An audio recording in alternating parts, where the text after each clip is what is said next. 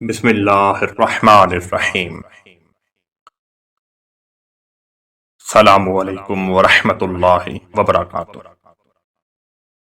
آج کی ویڈیو میں آپ جان پائیں گے حضور کی زندگی میں مسکرانے کے چند اہم واقعات۔ حضرت ابو ذر رضی اللہ تعالی عنہ سے روایت ہے، وہ فرماتے ہیں رسول اللہ صلی اللہ علیہ وآلہ وسلم نے ارشاد فرمایا، میں اس شخص کو بخوبی جانتا ہوں جو سب سے پہلے جنت میں داخل ہوگا، اور اس شخص کو بھی جو سب سے آخر میں جہنم سے نکالا جائے گا۔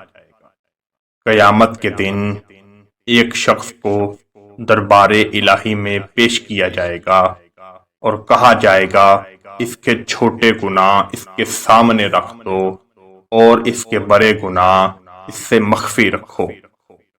پھر کہا جائے گا فلاں دن تو نے یہ کہا تھا، فلاں دن تو نے یہ کہا تھا۔ وہ اقرار کرے گا، انکار نہ کر سکے گا اور اپنے بڑے گناہوں پر خوف زدہ ہوگا۔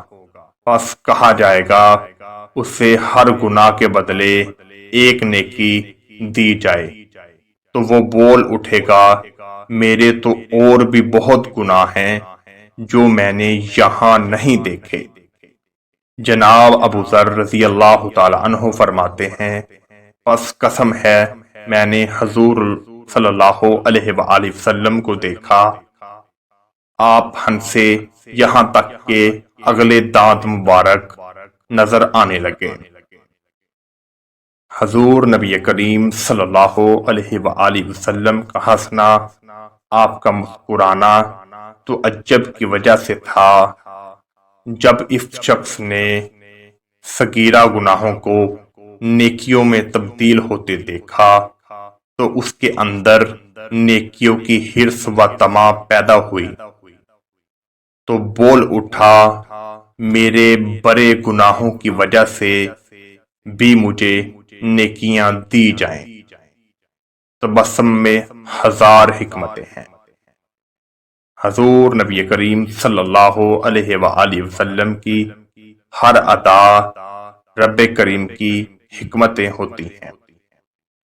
ترمذی کی روایت ہے، حضرت حسن رضی اللہ تعالی عنہ سے مروی ہے، حضور نبی کریم صلی اللہ علیہ وآلہ وسلم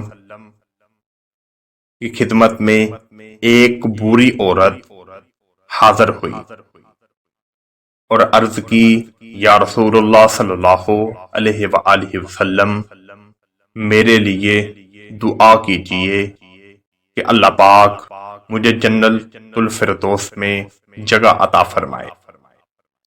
حضور نبی کریم صلی اللہ علیہ وآلہ وسلم نے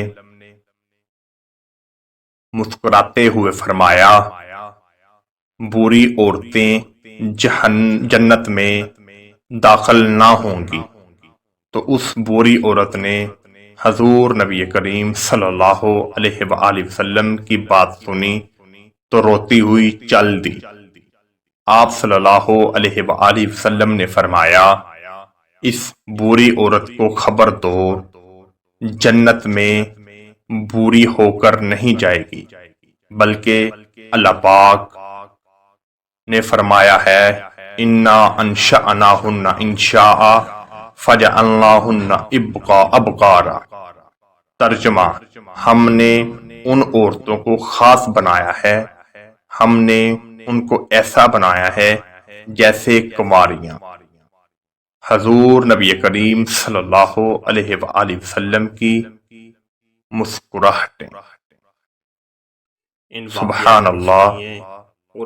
ان واقعات کو سنیے اور اس پر عمل کیجئے اور ان واقعات سے سبق سیکھیے۔ اللہ تعالیٰ سے دعا ہے کہ وہ حضور کی مسکراہٹ کے صدقے پاکستان میں ہر گھر میں خوشیاں عطا فرمائے اور ہماری مغفرت فرمائے۔